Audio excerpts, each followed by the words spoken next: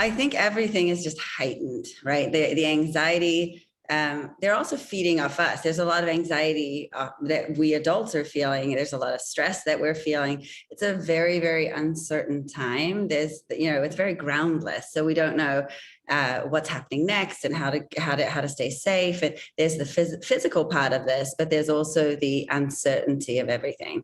So the feelings that have been reported in schools, at least, have been loneliness. They have been anxiety.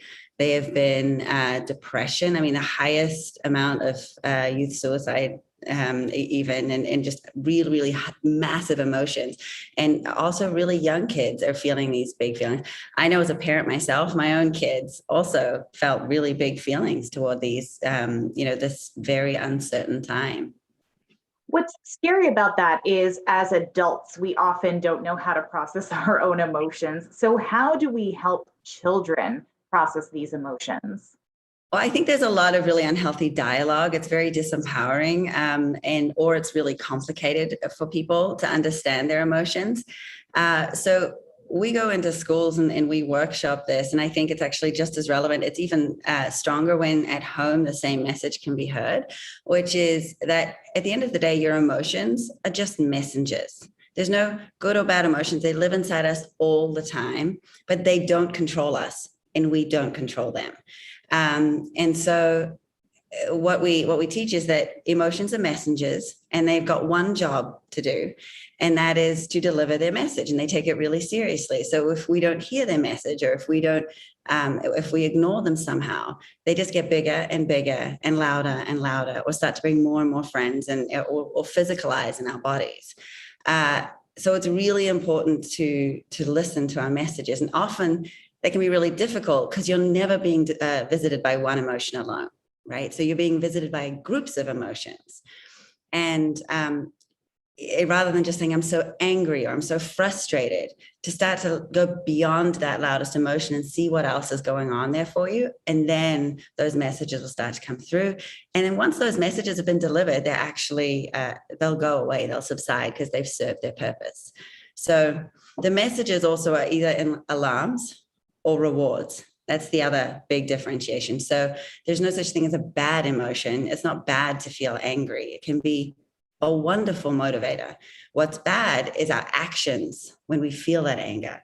So if you kick someone, obviously, not a good action. That's a bad action. But if you're just feeling the emotion and then deciding how to deal with that, then that's not a bad emotion. That's just an alarm telling you to protect something or to change something. As you mentioned, there is so much uncertainty right now, and we as adults, we may not have all the answers that kids are looking for. Is there a way to answer those questions even without the answers, or help subside some of that fear or that anxiety?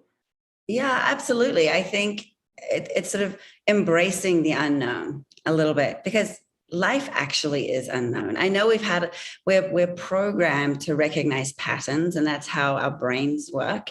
And so it's makes us feel better when we can recognize a pattern and try and predict what's going to happen. But the actuality is that, like, we don't know what's going to happen in the next hour or a week or a month. We can predict it, but it's not necessarily what is going to happen. So there's always uncertainty. And the fear that comes with that, in part, is it can be due to people mixing up the emotion with the thought.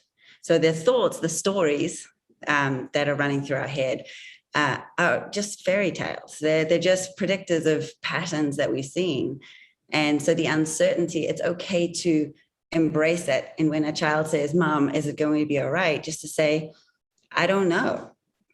I don't know, but I'm here with you, and we're going to figure it out together." And I think from a life skills perspective, you're helping kids work through it.